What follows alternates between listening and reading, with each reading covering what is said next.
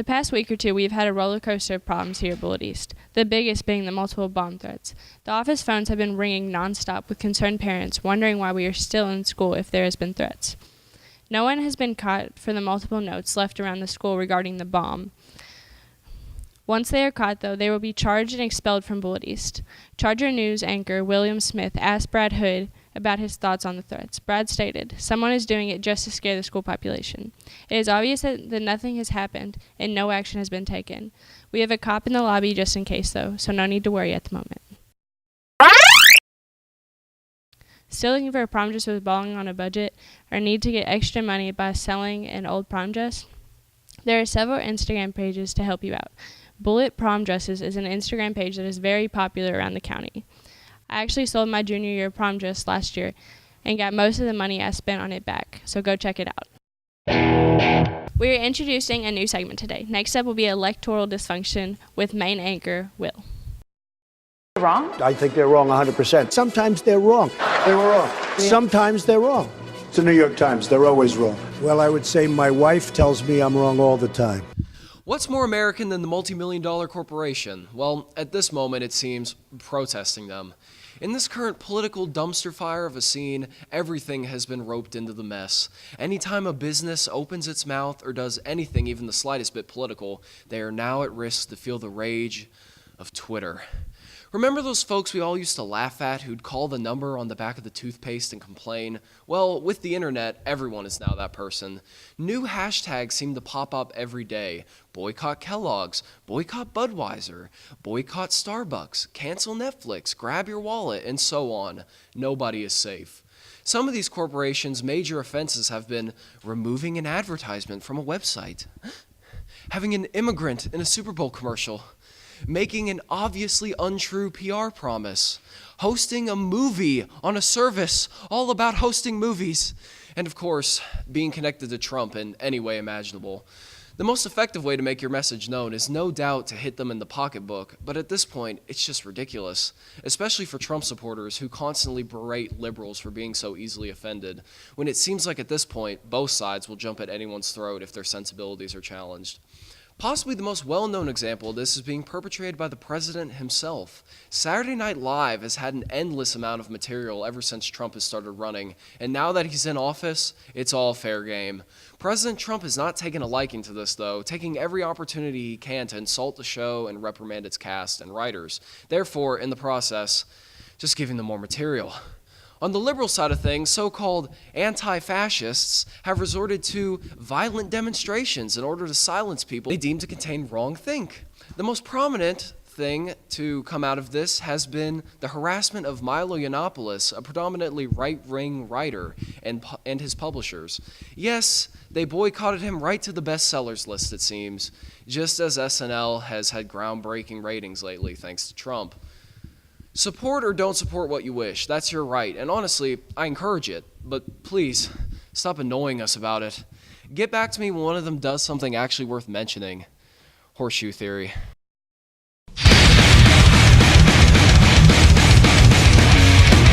Fake news, also known as news I don't like. Yes, while there are unreliable news sources out there, simply shouting fake news at everything isn't doing anyone any good. Before, when one wanted to disprove a source, they either had to A, use common sense, or B, use well-researched, factual counterclaims. Now that the U.S. population seems to be incapable of producing either of those things, we've resorted to this buzzword. I can't blame them, though. It's so much easier. It's the argumentative equivalent of saying, someone else can do it. Because everyone who calls anything fake news sees themselves as the whistleblower, the activist, the real important one here. Let someone else actually do the research. Who cares about that?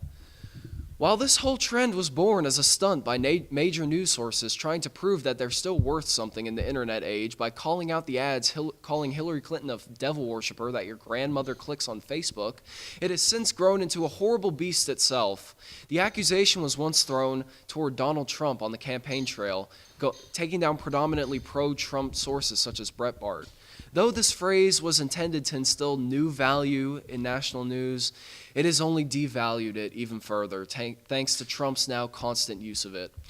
Everyone and everything is fake news now, but only if you don't want to see it. Ignorance is bliss and all that. The term has been thrown around so much now that it's really starting to lose some of its initial impact. Trump himself has since upgraded to calling CNN really fake news. Soon, I'm sure we'll be hearing faker news, fakest news, and of course, the coveted fakerist news. But now, what do I know? I'm sure I'm fake news too. Got a blast! Now, let's learn about America's other favorite thing to argue about, sports. Kick it off, Matt and Jarrett. Well, I guess there's nothing better than fake news. Good start for electoral dysfunction, William. We can't wait to hear more in the future. I'm Jared. I'm Matthew, and this is your Red Zone Sports Report.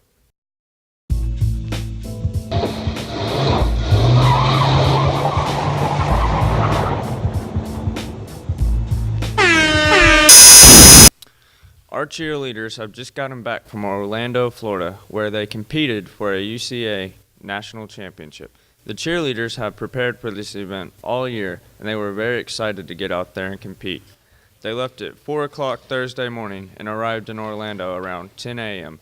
They would get settled in and then have a series of practices in order to be prepared for the competition. Senior Savannah Flaherty stated she was very excited, yet nervous for the competition. The cheerleaders would compete twice, once on Saturday and once on Sunday. Sadly, the cheerleaders did not hit their routine and would overall place fourth in the nation. No matter the results of this competition, Charger Nation is still extremely proud of our lady cheerleaders. Let's go! The Bull East wrestling team hosted their regional tournament on Saturday. All the wrestlers were well prepared to assert their dominance and to move on to the state tournament. As with wrestling, not every wrestler from a team qualifies for state.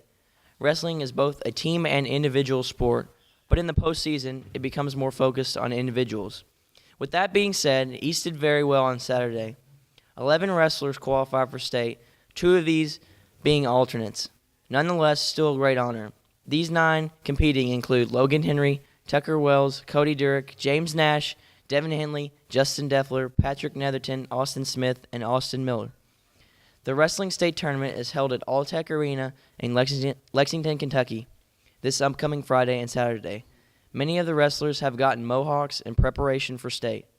This is a fun and superstitious way for them all to bond and perform their best over the weekend. I asked senior wrestler Justin Deffler if they were excited for state and how it felt doing so well in the regional tournament. He replied, "We are all super excited for state. We have been practicing hard all week. It felt great to get second in the region, and we feel accomplished. I can't wait to see the results and to hang up some state title wrestling banners. Best of luck to the team, and hopefully their mohawks will work out for them. One thing is for sure, the mohawks are definitely stylish." Are you crazy? Are you out of your mind? Last Thursday's basketball game was awesome. There was a lot going on. Senior nights for the boys basketball team, cheerleading team, dance team, and swim teams were prior to the game, and homecoming was during halftime. Senior Dalton Smith and Lindsay Duvall were crowned king and queen. Lindsay posted a picture of her wearing the crown on Instagram with the caption, "I mean, I always loved Beyonce, but I never knew I'd be queen like her one day." Thursday was also a whiteout and a college game day theme. For the Red Zone Rowdies, many students brought signs with them to the game. My favorite one was one that read, "E-Town wins," as quoted from Steve Harvey. The Rowdies helped power the Chargers to a commanding 81-63 victory over E-Town. The Panthers never threatened the Chargers. The closest they got was 8 points. Senior manager Austin Carte also dressed and even got in the game with 1 minute left after receiving the honor of dressing for the contest. He took 2 shots, but both were just off the mark. Congrats on the successful and fun night for Charger Nation. We are Bullet East, and this is High School Game Day.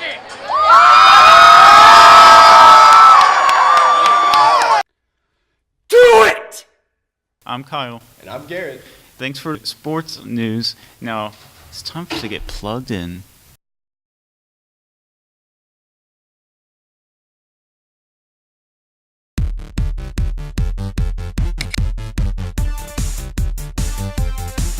Every year, major smartphone manufacturers of the world meet at the Mobile World Congress to unveil the latest mobile technology. This year, Nokia is rumored to be revealing 3 new phones.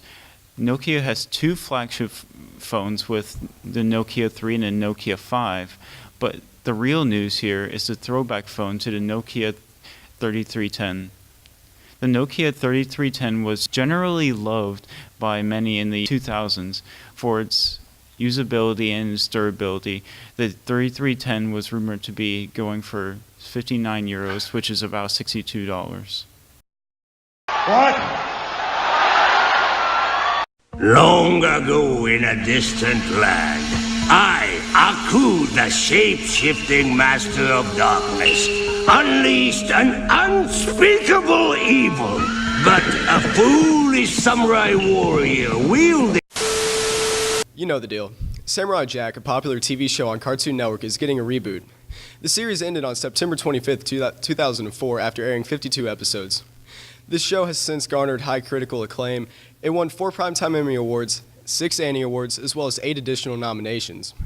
The show will air its 5th and final season starting March 11, 2017 on Adult Swim's Toonami programming block. I think it's great that companies like Adult Swim are giving content creators the opportunity to fully flesh out their ideas, even if they weren't allowed to before. It really gives people the drive to continue creating what they love instead of just moving on to different projects that aren't as good. As for the show itself, I'm very excited to see it continued because I don't think it got the ending that it deserved. This story was brought to you by Justin Simmons. Today it seems like the world of science fiction is becoming a reality with every passing moment. With watches you can talk to, and even holograms, now there's even flying cars. Well, drones to be more specific. This past Monday, Dubai revealed plans to create and put out single-person drones for transportation. We have actually experimented with the flying vehicle in Dubai skies, Al Taylor said according to the report put out by Associated Press. Many people are excited about the flying around the city to get where they need to go, but many are cautious about the prospect of big drones flying around the city. Even Elon Musk of SpaceX and Tesla expressed his concern about the flying drones. Last Friday marked the release of yet another controversial film, The Great Wall. This movie portrays a garrison of Chinese soldiers fighting the Taoties, a group of mythical monsters. The Great Wall features one of the largest Asian casts in history, but has recently fallen under scrutiny for casting Matt Damon as the lead role. Fresh off the boat star Constance Wu criticized the project for perpetuating the racist myth that only a white man could save the world and wrote, "Our heroes don't look like Matt Damon." But the director released statements saying that the movie was not intended to be about the history of the wall, but was supposed to be an actual monster film. Either way, I'm sure excited about it. It's the final countdown! And that's our show, everyone. Thank you all for watching this week's Charger Report. I've been William. I'm Brooke. I'm Matt. I'm Jarrett. I'm Kyle. And I'm Garrett. And this has been your Charger News. I was doing just fine before I met you. I drink too much, and that's an issue. But I'm okay. Hey, tell your friends it was nice to meet them, but I hope I never see them again. I know it breaks your heart. Moved to the city in a broke down car, and 4 years, no calls. Now you're looking pretty in a hotel bar, and I can't stop.